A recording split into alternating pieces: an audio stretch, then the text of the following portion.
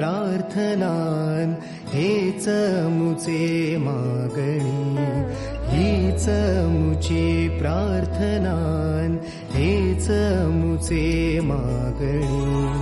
माणसाने माणसाशी माणसा सम वागणे,